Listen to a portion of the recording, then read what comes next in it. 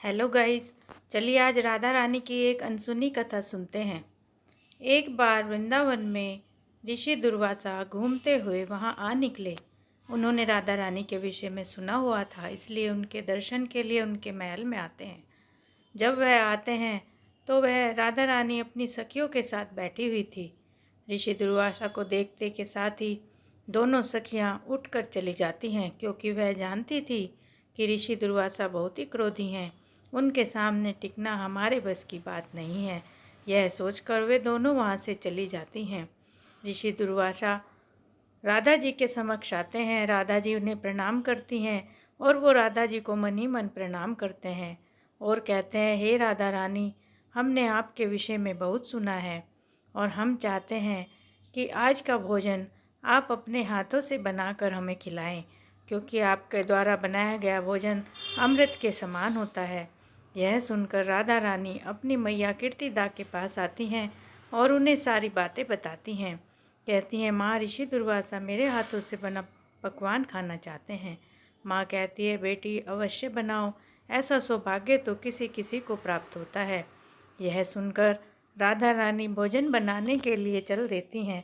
सारी सामग्री जुटाकर वह सुंदर सुंदर खीर पकवान ऋषि दुर्वासा के लिए बनाने लगती हैं।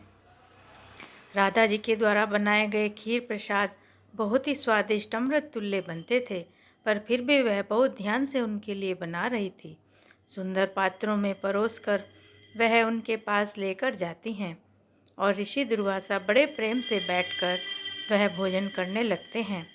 तब वह तृप्त हो जाते हैं और सोचते हैं कि कोई बड़ा ही सौभाग्यशाली होगा जो इनके हाथों का परोसा भोजन करेगा। फिर वह राधा रानी को एक वरदान देते हैं। कहते हैं, हे राधा रानी, आपके इस दिव्य प्रसाद को जो भी व्यक्ति खाएगा वह इस संसार में यश और कीर्ति से संपन्न हो जाएगा। कोई भी उसके समक्ष टिक नहीं पाएगा।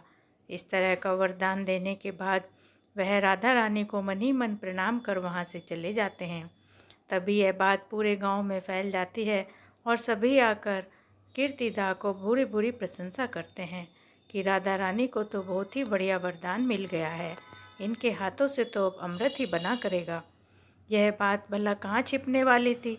यह बात तो यशोदा रानी के कानों तक भी पहुँच जाती है और वह विनती करती हैं कि हे कीर्तिदा, मेरे लल्ला के लिए रोज़ राधा रानी ही भोजन बनाएं तो बहुत अच्छा होगा, क्योंकि राधा रानी के हाथों में तो यश, कीर्ति और अमृत सभी भरा हुआ है।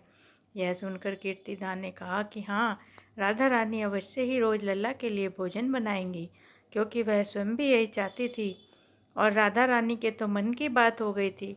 वह तो रोज़ मिट्टी की मूर्ति को भोग लगाया करती थी, अब साक्षात भगवान उनके हाथों का भोग खाया करेंगे। और उधर कृष्ण जी भी बड़े खुश थे, क्योंकि साक्षात लक्ष्मी राधा रानी उनके लिए भोजन बनाएंगी। इस तरह से वह रोज़ भोजन बनाती और कान्हा के लिए भिजवाती थी। अब तो कान्हा और राधा दोनों ही खुश थे, क्योंकि वह दोनों ही यही चाहते थे। इस तरह राधा रानी वहाँ पर बहुत ही प्रसिद्ध थी।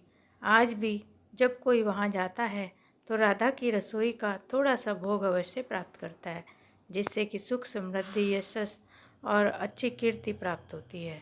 तो बोलो राधे राधे राधे।